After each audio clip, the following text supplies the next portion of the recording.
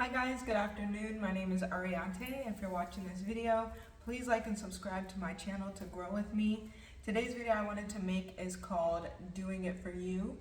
And I wanted to make this video because so many times in life, us as people, me first, always me first, I think that we do things based off the contingency that it will affect someone else in a way, or it will get us a certain response from somebody else, or it will make somebody else love us, make somebody else anything. It just has a lot to do with other people. But the truth is that everything you do in this life should be based off of you, yourself, your soul, and what's going to set your soul alive. Because if your soul comes alive, if your soul is bright, if your soul is true and pure, then naturally people around you's soul will become more authentic and true and pure. And some of the biggest ways I think we do that is, one, we dress. We dress in ways that we think are going to appeal to others, or ways that we think is going to appeal and make other people have a certain reaction. But what about you? What reaction do you want to have when you look at yourself? How do you want to feel in your clothes? What reaction do you want to have when you look in the mirror and you say, wow, how do you feel most comfortable? How do you feel most complete? What lifestyle do you want to live? What do you find fun? Not doing what majority of the world finds fun, not doing what everyone else thinks is it, but doing for you what you think is it. But one of the biggest things I wanted to talk about, and it's one of the things that you see so often in this world, is that idea when we separate from people that their karma is going to pay them back for everything they did, or that they're going to miss us because we were the best thing that ever happened to them, or they're going to feel some type of revelation later on in life. Well, then that's kind of doing it for the other person, right? Because if you're moving just based off of you and what's going to bring your soul alive and what's going to make you most happy and most comfortable, then it shouldn't be contingent off of this other person or what they feel or what they realize. And what if you have to sit with that truth and you come into that truth with yourself, that this person might not ever feel bad for what they did. This person's karma may never pay them back, because their karma has everything to do with their karmic cycles and very little to do with you as an individual. But what if this person never really saw you as worthy or valuable? What if they find something that fits them better? What if your view of the world and what was best for you and what you thought was best for them and what you thought was best altogether is so different from their view, and you guys don't even collide in any way, and it just was a mutual thing that both went separate ways and you both found a happier outcome?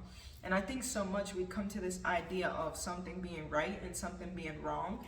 And when one thing has to be right, the other thing has to be wrong. But what if that's not necessarily true? Your idea of what is right is based off of what is right for you, just like that other person's idea of what is right is based off of what's right for them. And they may find someone so much better, or they may find that they never really had feelings for you or cared for you in the way that they care for the next person that comes along. Then what happens to that ego trip that you just went on, that this person is going to pay for this mistake, that this person is going to regret it? When I had heard this quote and I thought it was beautiful, it said, the ego is ourselves turning away from God. And the first thing we say is that God's going to get them back. God's going to be the one to get them back. But why would God do that? God is just and pure. Like, God's not going to do that. They're going to get what they put out in their own way, but God's not going to get them back in this horrible way so that people can sit and laugh, because the idea isn't that people get hurt in this life. The idea is that people just learn lessons, and whatever you have to go through in life is just the cost of the lesson, the cost of growth, the cost of healing, the cost of your soul, And what happens when you just have to base your future off of yourself and what's best for you and where you're going and what you see for yourself and how you want to smile and how you want to feel and what you think love feels like, and it has nothing to do with that person. Because I think we live in such a world where, like, people have thoughts, and there's many people having the same thoughts, and then we share those thoughts and we share them and everyone's agreeing. But everyone can still be so wrong. And that's one of the biggest things I always see. Like, people thinking that they're such a great person and that this other person is just going to fall to this huge, deep regret. And what if they don't? What if they don't? How about you just make this about you? How about you just make this about the life you want to live? What if it all is just for you and you're all just doing it for you? What would you do? Would you stay? Would you go? Would you move on and just find things you love? Would you stop watching their stuff? Would you stop watching how good they're doing or how bad they're doing? Would you stop wishing on how good or bad they're doing and just focus on you and your connection to source and your connection to God and your connection to love and how you want to give and receive love? It's all about you. So just do it for you. Do it all for you.